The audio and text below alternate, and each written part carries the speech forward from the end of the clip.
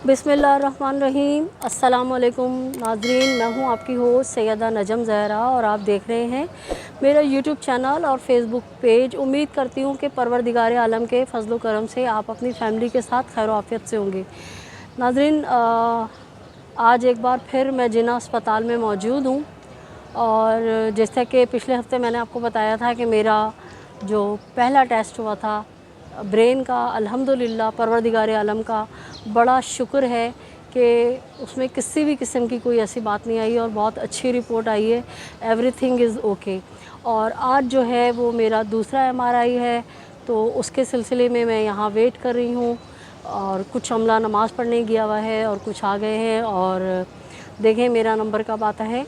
तो उस दौरान मैंने सोचा कि मैं आपसे कुछ कराची के जो हालात चल रहे हैं उस हवाले से डिस्कस कर लूँ।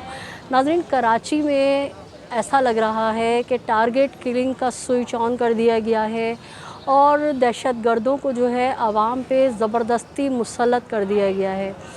नाज़रीन, गुज़िश्ता 2 रोज़ कबल जो है परसों रात में एक बच्चा साद नाम है जिसका, वो गुलिस्तान जौहर किसी काम से आया हुआ था और उससे जो है मोबाइल छीनने की कोशिश की गई, जिस पे उसने मज़म्मत की। और जब उसने मज़म्मत की तो उस बेचारे से ना सिर्फ मोबाइल छीना बल्कि उसको गोलियों से भून के नौजवान लड़के को, जो बहुत ही यंग लड़का है, और उसको कत्ल करके दहशतगर्द बिल्कुल सुकून से आराम से फ़रार हो गए। अब नाज़रीन, वो बच्चा जो था वो 3 बहनों का इकलौता भाई था और उसके घर में जो है वो शादी थी। जिस दिन इस बच्चे की डेथ हुई है उस दिन उनके घर में शादी की कोई तकरीब थी, माइयों या कुछ ऐसा था कि मेहमानों से घर भरा हुआ था। और जब उस बच्चे की डेड बॉडी घर पहुंची है तो शादी का घर, खुशियों का घर मातम कदा बन गया। और मज़ीद इस पे बात करने से पहले आप ये उसके वालिद ने जो मीडिया से टॉक की थी वो सुनिए। अभी इसकी शादी की तैयारियां हो रही थी, उसकी बहन की भी शादी की तैयारियां हो रही थी। सब ऐसी की तैसी हो गई, मेरे कंधे पे बहुत सारा बोझ दे। या अल्लाह, मैं किसको कहूँ, बता दो मुझे किसको कहूँ, किससे इंसाफ मांगू। सिर्फ वही इंसाफ करने वाला वही ज़ात है बस। अल्लाह ताला सबको हिम्मत दे, जिनके घर से लाशें उठती है सबको सब्र दे, सबको हिम्मत दे, लेकिन छोड़ना नहीं इन लोगों को। काश हुकूमत को गैरत आ जाए। नाज़रीन, आपने इस गमज़दा वालिद की जो है गुफ्तगू सुनी और कितनी बेबसी झलक रही है उनकी बातों में और कितना मायूस हैं वो पाकिस्तान के निज़ाम से।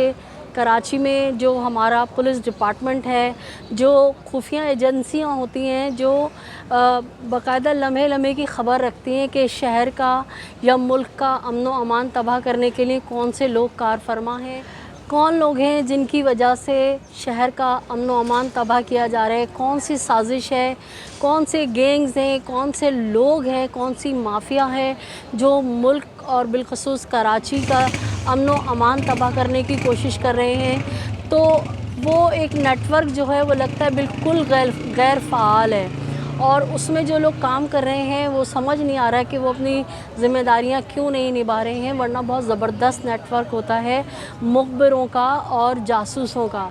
लेकिन अफसोस कि कराची को ऐसा लग रहा है कि कराची का कोई पुरसान हाल नहीं है।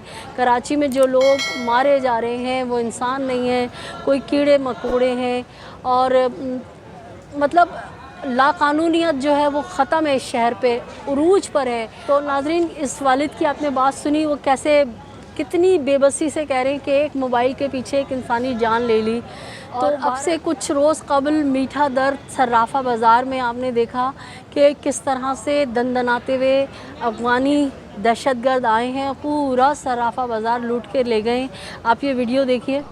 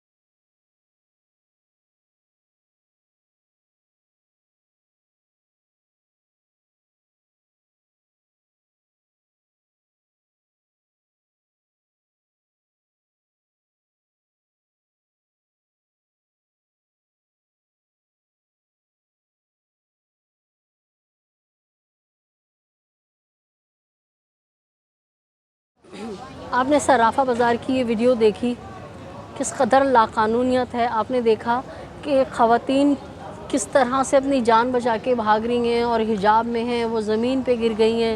لوگ کس طرح سے بھاگ رہے ہیں اور وہ دہشت گرد کتنے مزے سے جو ہے وہ اپنی جیکٹیں پہنے ہوئے ہیں اور پورے بازار کو انہوں نے یرغمال نہ صرف بنا لیا بلکہ انتہائی قدرے اطمینان سے جو ہے وہ پورا صرافہ بازار میٹھا در کا لوٹ کے اور لے گئے. اور تاحال جو ہے ابھی تک ان کے بارے میں کوئی ایسی خبریں نہیں آ رہی ہیں کہ ان لوگوں کو گرفتار کیا گیا ہے، ان سے وہ تمام لوٹا ہوا سامان برآمد کیا گیا ہے یا نہیں کیا گیا.